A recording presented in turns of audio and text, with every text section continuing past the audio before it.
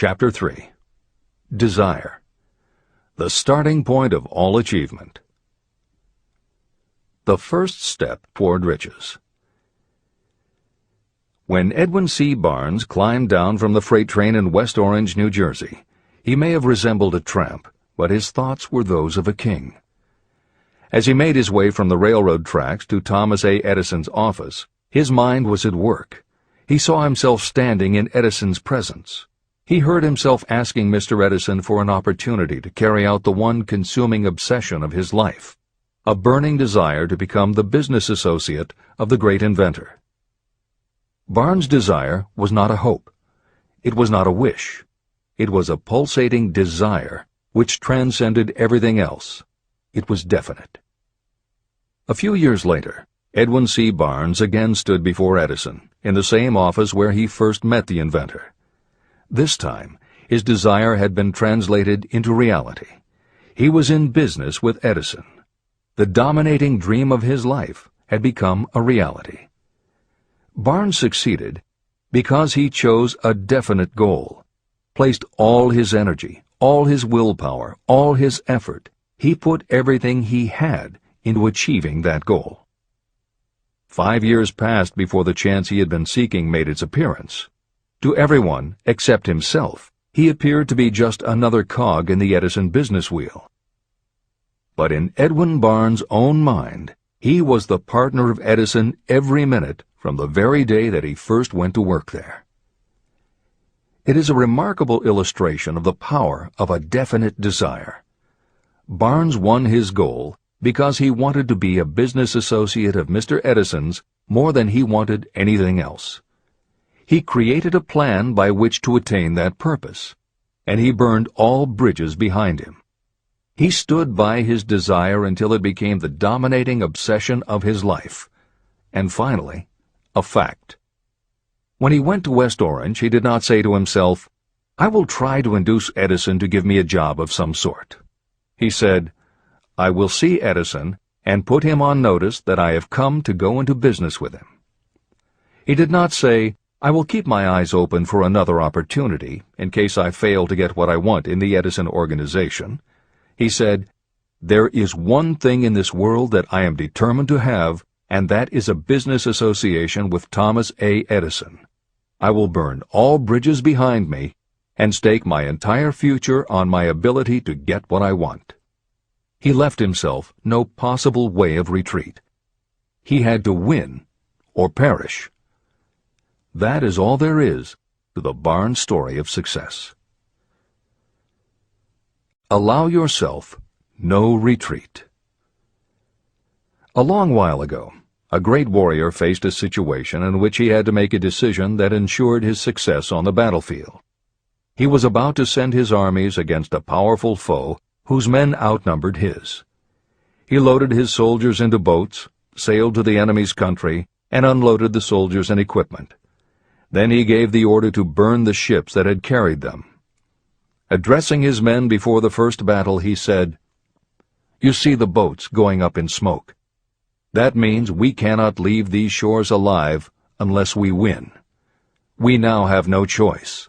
We win or we perish." They won.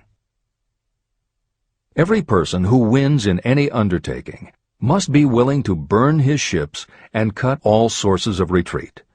That is the only way you can be sure of maintaining the state of mind known as a burning desire to win. It is essential to success. The morning after the Great Chicago Fire, a group of merchants stood on State Street, looking at the smoking remains of what had been their stores. They went into a conference to decide if they would try to rebuild or if they would leave Chicago and start over in a more promising section of the country. They decided to leave. All except one.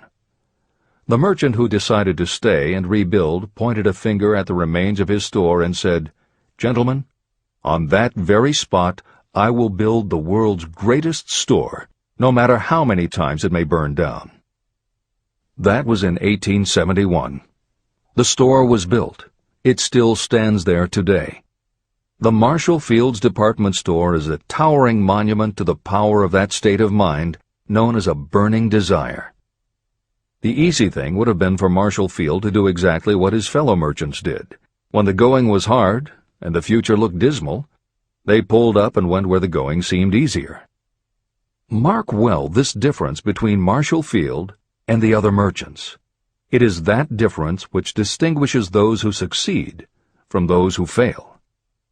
Every human being old enough to understand the value of money wishes for it, but wishing will not bring riches. Desiring riches, with a state of mind that becomes an obsession, then planning definite ways and means to acquire riches, and backing those plans with persistence, a persistence which does not recognize failure, that's what will bring riches. Editor's comments. In other of his writings, Napoleon Hill uses the term definiteness of purpose as being interchangeable with desire. The following explanation is adapted from the Napoleon Hill Foundation's book, Believe and Achieve. Desire, or definiteness of purpose, is more than goal setting. In simplest terms, your desire is your roadmap to achieving an overall career objective. Your goals represent specific steps along the way. Having a desire, or definiteness of purpose for your life, has a synergistic effect on your ability to achieve your goals. As you become better at what you do, you devote all of your resources toward reaching your objective. You become more alert to opportunities, and you reach decisions more quickly. Every action you take ultimately boils down to the question, will this goal help me reach my desire, my overall objective, or won't it? Your purpose will become your life. It will permeate your mind, both conscious and subconscious. This is the end of the editor's comments. 6 ways to turn desire into gold. The method by which your desire for riches can be transmuted into its financial equivalent consists of 6 definite, practical steps. 1.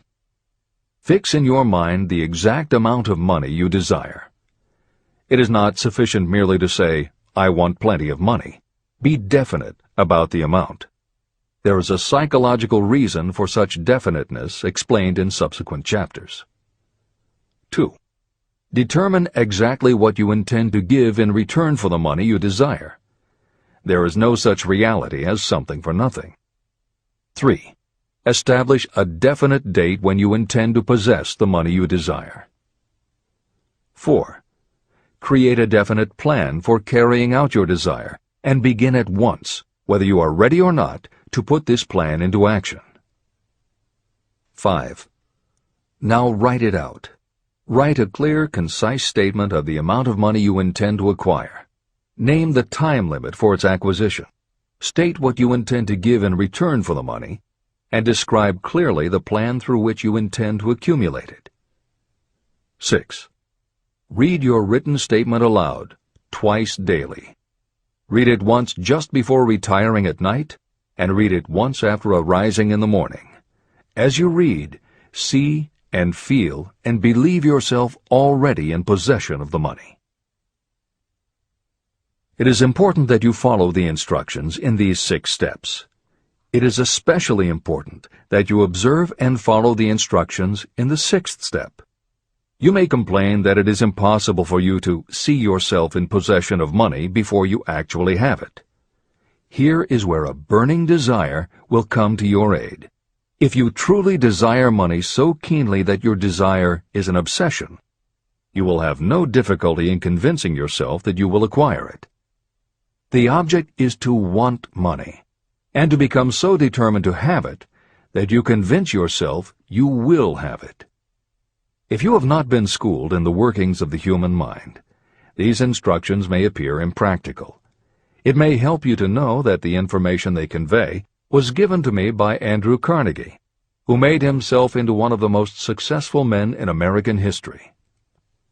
Carnegie began as an ordinary laborer in the steel mills, but managed, despite his humble beginning, to make these principles yield him a fortune of considerably more than $100 million. Editor's comment. In today's terms, The value of Carnegie's fortune would be at least $20 billion and probably a good deal more. End of editor's comment. It may be of further help to know that the 6 steps were carefully scrutinized by the famed inventor and successful businessman, Thomas A. Edison. He gave his stamp of approval, saying they are not only the steps essential for the accumulation of money, but also for the attainment of any goal. Editor's comments. In the time since Napoleon Hill wrote these words, advances in our understanding of both the physiology of the brain and the psychology of the mind have yielded a much greater understanding of human motivation.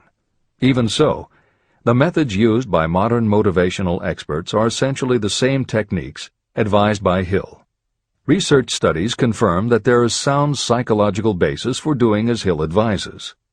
Be very specific when setting goals. Perform the physical act of committing those goals to paper, and repeat your stated goal aloud to yourself often. These techniques have gained wide acceptance among modern experts in the field. The psychological principle at work is similar to that which underlies autosuggestion and self-hypnosis, concepts that will be discussed in greater depth in Chapter 5, Autosuggestion, and in Chapter 13, The Subconscious Mind. Hill's instruction to see yourself as you will be when you have already achieved your objective is also a specific technique. Today it is commonly taught by motivational experts under the term creative visualization. In Chapter 4 on faith and in Chapter 5 on autosuggestion, Hill elaborates on his method. Before moving on, the editors would like to reinforce Hill's advice to follow his instructions to the letter. The editors know there is a tendency for the reader to assume that it is enough for them just to intellectually understand a concept. As you read Hill's 6 points, you probably found yourself thinking, sure, some people might need to write things down, but I'm not a kid, I get the idea. Or, okay, I understand that saying it out loud might help some less sophisticated people, but I already understand the point intellectually. If you feel that way, let us remind you that many of the most successful people whom you admire did not think they were too smart or too sophisticated to follow Hill's instructions. The editors would again point out that if Napoleon Hill believed the actual acts of writing and speaking your goals is important, and if psychologists and motivational experts agree, then you would be foolish not to follow this simple advice. Just do it. This is the end of the editor's comments. The steps call for no hard labor. They call for no sacrifice. To apply them does not call for a great amount of education. But the 6 steps do call for enough imagination to see and to understand that the accumulation of money cannot be left to chance or luck. You may as well know right here that you can never have riches in great quantity unless you can work yourself into a white heat of desire for money and actually believe you will possess it.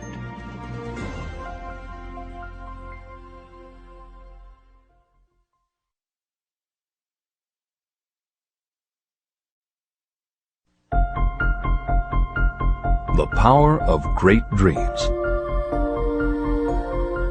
If you are in this race for riches, you should be encouraged by the following truth. The world in which we live is demanding new ideas, new ways of doing things, new leaders, new inventions, and new methods, styles, versions, and variations of everything all the time. Behind all this demand for new and better things, there is one quality that you must possess to win, and that is definiteness of purpose, the knowledge of what you want, and a burning desire to possess it. If you truly desire riches, remember that the real leaders of the world have always been people who harnessed and put into practical use the intangible, unseen forces of opportunity. Leaders are the people who convert those opportunities into cities, skyscrapers, factories, transportation, entertainment, and every form of convenience that makes things easier, faster, better, or just make life more pleasant. In planning to acquire your share of the riches, don't let anyone put you down for being a dreamer. To win the big stakes in this changing world, You must catch the spirit of the great pioneers, whose dreams have given to civilization all that it has of value. It is that spirit which serves as the lifeblood of our own country, your opportunity and mine to develop and market our talents. A burning desire to be and to do is the starting point from which the dreamer must take off. Dreams are not born of indifference, laziness, or lack of ambition. If the thing you wish to do is right, and you believe in it, go ahead and do it. Never mind what they say if you meet with temporary defeat. They do not know that every failure brings with it the seed of an equivalent success. Marconi dreamed of a system for sending sound from one place to another without the use of wires. It may interest you to know that Marconi's friends had him taken into custody and examined in a psychiatric hospital when he announced he had discovered a principle by which he could send messages through the air. Evidence that he did not dream in vain may be found in every radio and television set, cellular phone, communication satellite, and every other wireless device in the world. Fortunately, the dreamers of today fare better. Today, your world is filled with an abundance of opportunity that the dreamers of the past never knew. If you doubt this is true, if you are feeling crushed because of a recent failure, you are about to learn how your failure can be your most valuable asset. Almost everyone who succeeds in life gets off to a bad start and passes through many heartbreaking struggles before they arrive. The turning point in the lives of those who succeed usually comes at the moment of some crisis through which they are introduced to their other selves. Editor's comments. Napoleon Hill's concept of the other self is mentioned elsewhere in Think and Grow Rich, but he does not comment on it extensively. The following elaboration is taken from his later writings. You've been thinking about your losses to the exclusion of everything else. The more you concentrate on them, the more you attract other losses. Stop thinking about them, and make up your mind that you are going to benefit from your experience. Whatever personal obstacles you face, you must start getting to know that side of your personality that knows no obstacles, that recognizes no defeats. Cultivate a friendship with the other you, so no matter what you're doing, you are allied with someone who shares your goals. All the philosophy and advice about persuading others will be much more useful to you if you practice it yourself. This is the end of the editor's comment. Sidney Porter discovered the genius that slept within his brain only after he had met with great misfortune. He was found guilty of embezzlement and confined to a prison cell in Columbus, Ohio, and it was there that he became acquainted with his other self. He began to write short stories. Then, while locked in his cell, he began to sell those stories to magazines under the pen name O. Henry. Through the use of his imagination, he discovered himself to be a great author instead of a miserable criminal and outcast. By the time he was released from prison, O. Henry was the most popular short story writer in the country. Editor's comments. More recently, in another prison, another kind of writer met his other self, and country music gained one of its most talented songwriters and biggest stars. As a kid, Merle Haggard's family home was a converted boxcar in Bakersfield, California. After his father died when Merle was 9, more often than not, home for young Merle was a series of juvenile detention centers. At 16, he quit school, and for the next 4 years the only mark Merle Haggard made in the world was a rap sheet for stolen cars, burglaries, and bogus checks. By the age of 20, he was serving time in San Quentin and gaining a reputation as a hard-case con. Then he met his other self. Inspired by a concert Johnny Cash played for the inmates, plus conversations with men on death row and the time he spent in solitary confinement, Haggard learned that he had another self, and that self had something to say through his music. When he got out of solitary, Haggard asked for the hardest job the prison had to offer. He enrolled in night school courses at the prison, straightened himself out, and won his parole after 2.5 years. He went back to Bakersfield and dug ditches during the day so he could polish his songwriting and performing at night. Within 3 years, he had a recording contract. Within 5 years, he had his first top 10 hit, and has since gone on to become one of the most influential voices in modern country music. This is the end of the editor's comments. Thomas Edison dreamed of a lamp that could be operated by electricity, and he began where he stood to put his dream into action. He failed more than 10,000 times. Despite his failures, he stood by that dream until finally he was driven to the discovery of the genius that slept within his brain. Editor's comments. Dean Kamen got to know his other self very early in life. While he was a teenager, Kamen started his own company, building and selling control systems for automated sound and light shows. He was still in high school when he got the contract to automate the Times Square New Year's Eve ball. Though he went on to attend university, he never bothered to graduate because he was too busy working on something he called auto-syringe, the first wearable infusion pump for administering drug therapies. His invention was hailed as a medical landmark, as were many of his other breakthroughs, which include a revolutionary kidney dialysis machine, an insulin pump for diabetics, an improved stent used for heart patients, and more than 150 other devices he has patented. One day, seeing the difficulty a man in a wheelchair was having getting up a curb, Kamen set his mind to creating a device that would liberate people confined to wheelchairs. The result is the iBot, a revolutionary wheel device that uses computers and a system of stabilizing gyroscopes that imitate the working of the human body.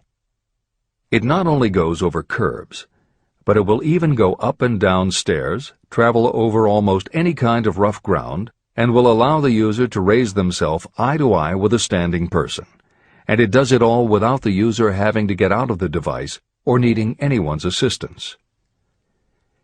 In 2001, Kamen hit the front pages when he introduced the Segway, a one-person people mover based on his iBot technology. It's a two-wheel scooter-like device that zips and zooms forward, backward, left, right, and comes to a stop without the rider doing anything more than barely shifting his or her body. It is so sensitive that it is almost as though it obeys the user's thoughts. The Segway may be a world-changing invention, with possible applications for work and travel that stagger the imagination. As this is being written, the Segway is already being used to navigate large warehouses and is being tested by police departments and postal employees. While traffic cops and City Hall wrangle over whether the Segway belongs on the sidewalk or the road, Dean Kamen is dreaming a new dream. This time, the dream is an invention that may literally bring light to some of the darkest corners of the earth. Kamen has developed a non-polluting electric generator that can use almost anything as fuel. But here's the extraordinary part. He has created a revolutionary closed system so that the engine's heat is used to purify 10 gallons of drinkable water every hour. This amazing invention could bring safe drinking water to parts of the world where contaminated water kills millions, and at the same time, it will provide a source of cheap, reliable electric power. Dean Kamen is not some academic hidden in a lab somewhere. Kamen is an inventor. But like Thomas Edison, he is also an entrepreneur and businessman, creating and marketing devices that are changing the public perception of what an inventor is. This is the end of the editor's comments. Henry Ford, poor and uneducated, dreamed of a horseless carriage. He went to work with what tools he possessed without waiting for opportunity to favor him, and now evidence of his dream belts the entire earth. He put more wheels into operation than any man who ever lived, because he was not afraid to back his dreams. Editor's comments. Stephen Jobs and Steve Wozniak, two university dropouts, dreamed of making and selling computers that the average person could use. Like Ford, Working with the tools they possessed, they built the first Apple computer in the Jobs family garage. And like Ford, they weren't afraid to back their dreams. After showing their prototype to a local retailer, they got an order for 25 machines. Jobs sold his Volkswagen, and Woz sold his expensive Hewlett-Packard scientific calculator to raise $1,300 to start their new company. They took the money, convinced the local electronics suppliers to grant them a line of credit, and started production of the Apple I. They revolutionized the computer hardware and software industry. Released in 1976 and priced at $666, the Apple I earned them $774,000. 2 years later, they introduced the Apple II, which in the next 3 years earned $140 million. In 1980, Apple went public, and after the first day of trading, the company had a market value of $1.2 billion. Wozniak left the company in 1981, but Jobs pushed through the development of the Macintosh in 1984. In 1985, Jobs left too, but in 1998 he came back to Apple to revitalize the floundering company with the creation of the iMac computers, the animation company Pixar, the iPod, and iTunes. In presenting stories of contemporary successes, the editors have followed Hill's style of using real people to illustrate the principles of success. But Napoleon Hill was granted a rare privilege.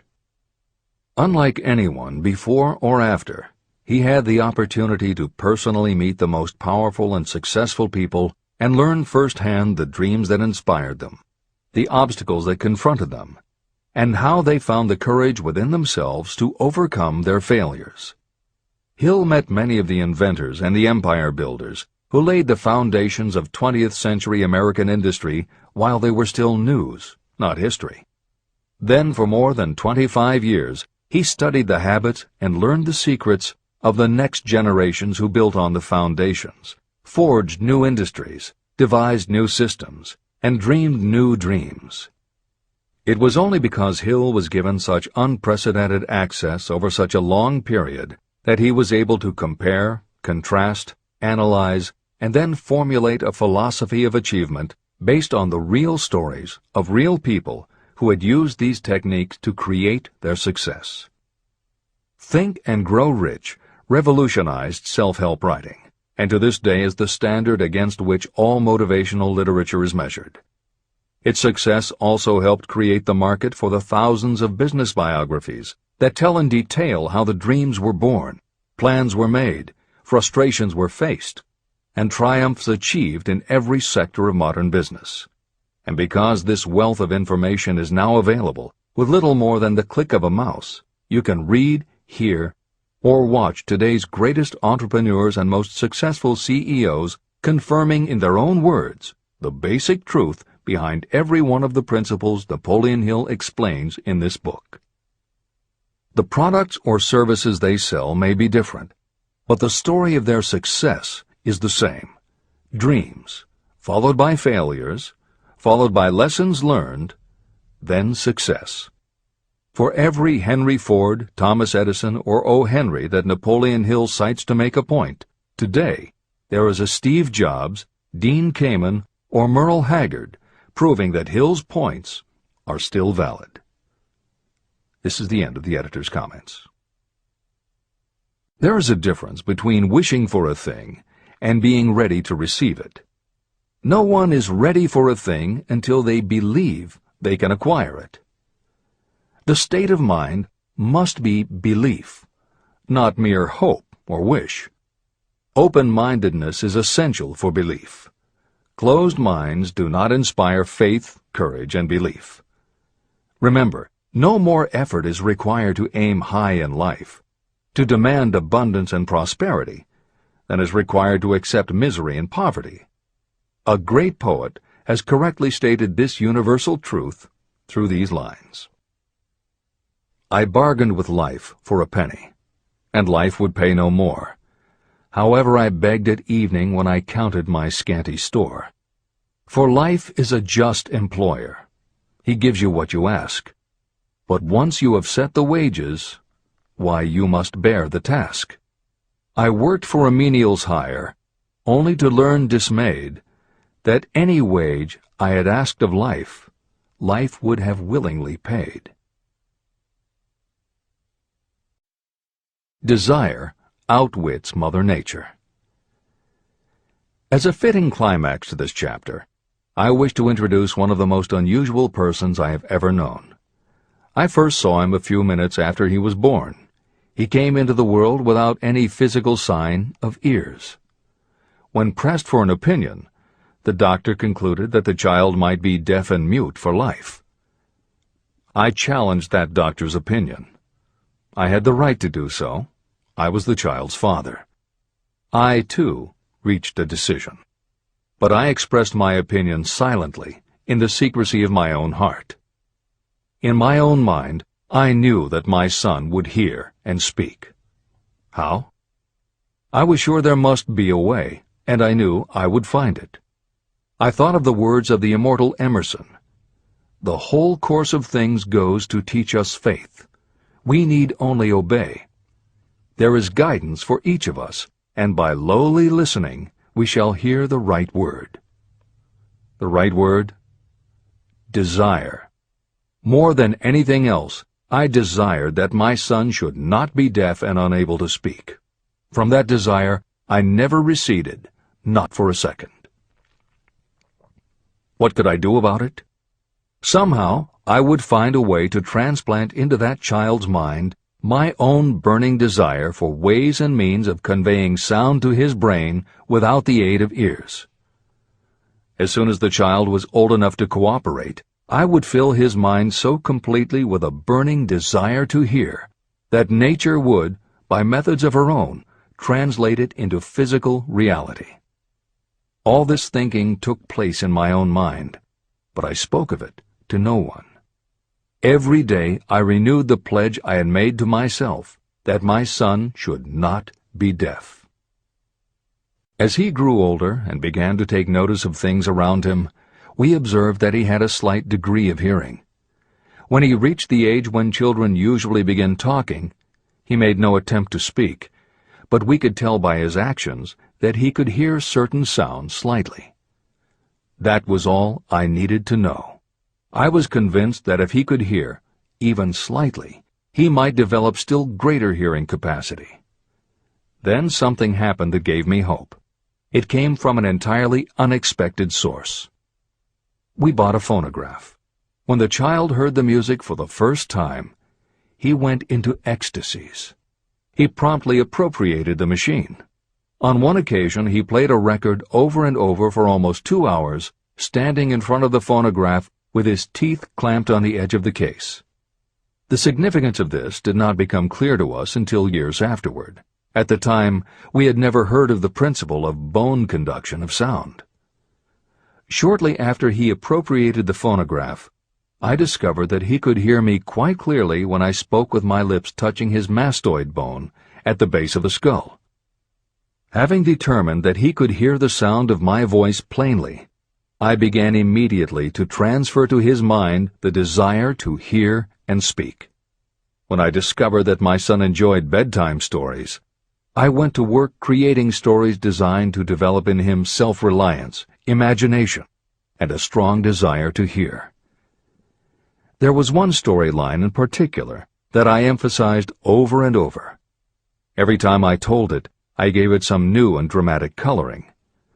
These stories were designed to plant in his mind the thought that his affliction was not a liability, but an asset of great value.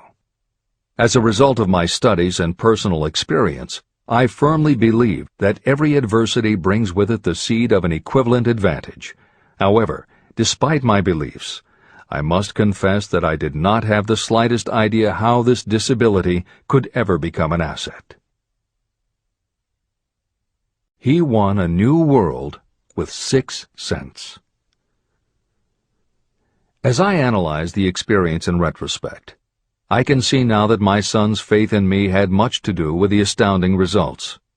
He did not question anything I told him. I sold him on the idea that he had a distinct advantage over his older brother and that this advantage would reflect itself in many ways. For example, the teachers in school would observe that he had no ears, and because of this they would show him special attention and treat him with extraordinary kindness. And they always did. I also sold him on the idea that when he became old enough to sell newspapers, his older brother had already become a newspaper merchant, he would have a big advantage over his brother. My reasoning was that people would pay him extra money for his wares because they could see that he was a bright, industrious boy, despite the fact that he had no ears. When he was about 7, he showed the first evidence that my method of stimulating his mind was bearing fruit. For several months he begged for the privilege of selling newspapers, but his mother would not give the project her consent. Finally, he took matters in his own hands. One afternoon, when he was left at home with the staff, he climbed through the kitchen window, shinnied to the ground, and set out on his own. He borrowed 6 cents in capital from the neighborhood shoemaker and invested it in papers, which he sold out. He took his earnings, reinvested in more newspapers, and kept repeating until late in the evening. After balancing his accounts and paying back the 6 cents he had borrowed from his banker, he had a net profit of 42 cents. When we got home that night, we found him in bed asleep with the money tightly clenched in his hand. His mother opened his hand, removed the coins, and cried. Of all things! To me it seemed she was crying over her son's first victory. My reaction was the reverse. I laughed, for I knew that my endeavor to plant in my son's mind an attitude of faith in himself had been successful. His mother saw in his first business venture a little deaf boy who had gone out in the streets and risked his life to earn money. I saw a brave, ambitious, self-reliant little businessman whose stock in himself had been increased 100%. He had gone into business on his own initiative and had won. I was not only pleased, I was impressed. He had clearly demonstrated the first signs of a resourcefulness that would go with him all through life.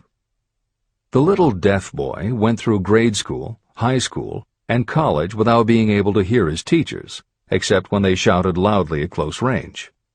He did not go to a school for the deaf, and we did not use sign language. We were determined that he should live like any other boy who could hear and speak.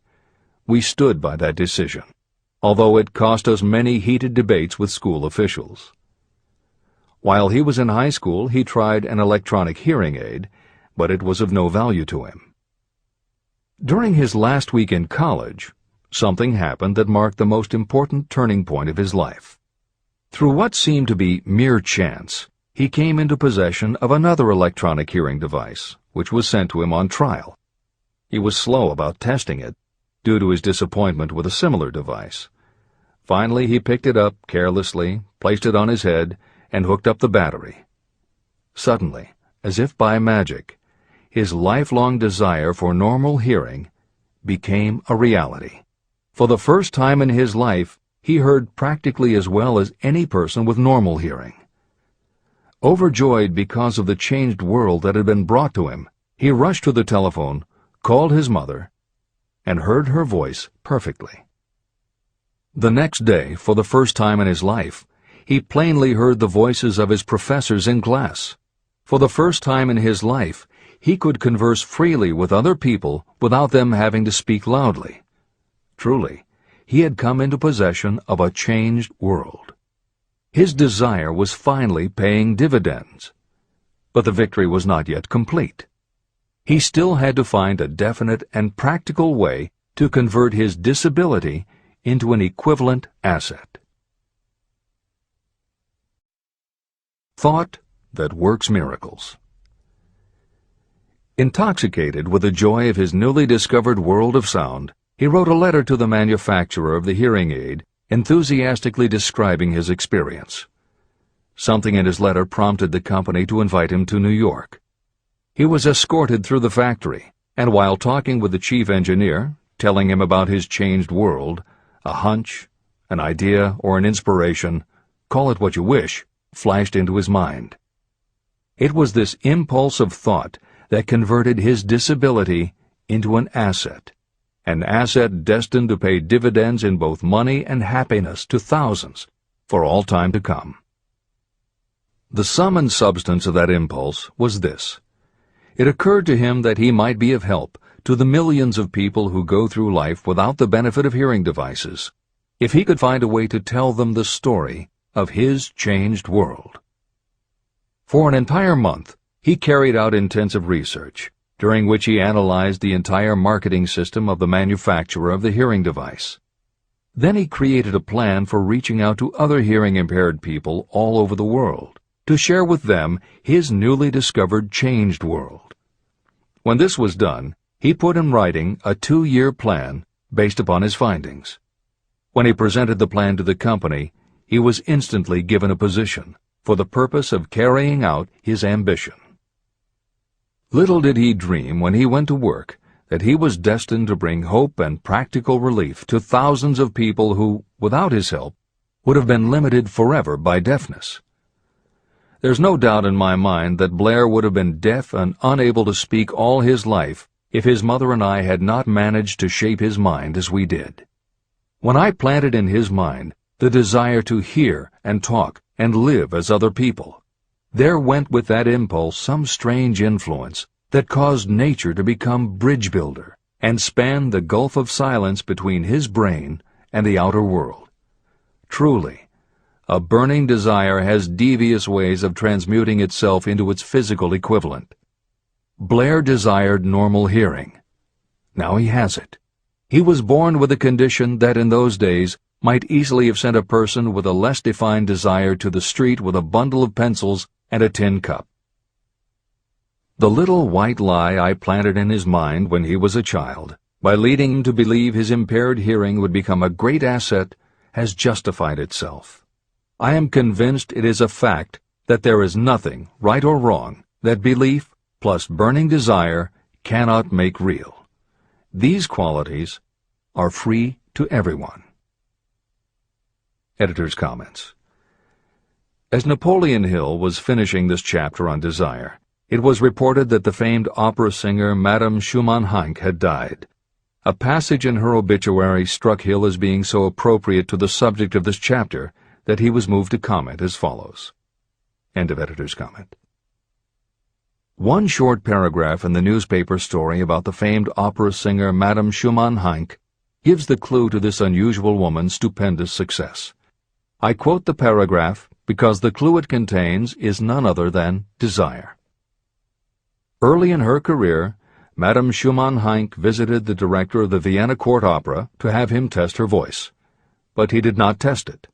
After taking one look at the awkward and poorly dressed girl, he exclaimed, none too gently, "With such a face, and with no personality at all, how can you ever expect to succeed in opera? My good child, give up the idea. Buy a sewing machine and go to work.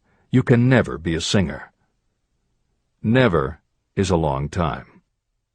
The director of the Vienna Court Opera may have known much about the technique of singing, but he knew little about the power of desire when it assumes the proportion of an obsession. If he had known more of that power, he would not have made the mistake of condemning genius without giving it an opportunity. Editor's comments.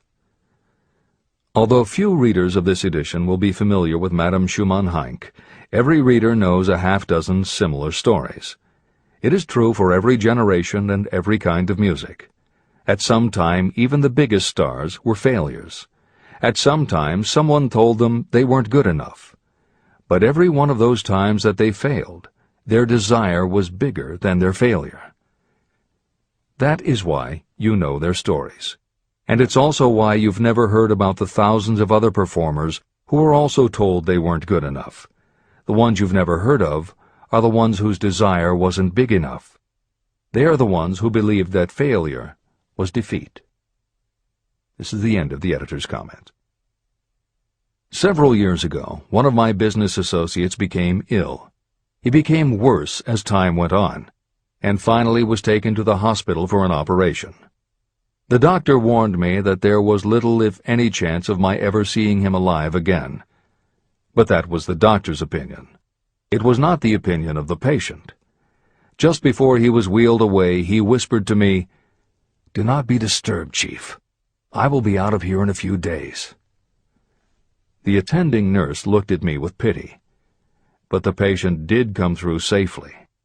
After it was all over, his physician said, "Nothing but his own desire to live saved him. He never would have pulled through if he had not refused to accept the possibility of death."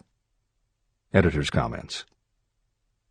By the 1980s, the phenomenon that Napoleon Hill wrote about in the preceding paragraph was embraced by a growing segment of the population. Among the adherents were numerous medical professionals who incorporated the concept under the term the body-mind connection. And by the turn of the 21st century, the belief that the mind can manifest physical changes in the body had become a part of mainstream medical practice. In Chapter 5, Autosuggestion, you will find further comment on the medical aspects of having a burning desire. This is the end of the editor's comment. I believe in the power of desire backed by faith in yourself, because I have seen this power lift people from lowly beginnings to places of power and wealth. I have seen it rob the grave of its victims. I have seen it serve as the medium by which people staged a comeback after having been defeated in 100 different ways. And I have seen it provide my own son with a normal, happy, successful life, despite nature's having sent him into the world without ears. How can you harness and use the power of desire? The first part of the answer is in the technique at the beginning of this chapter.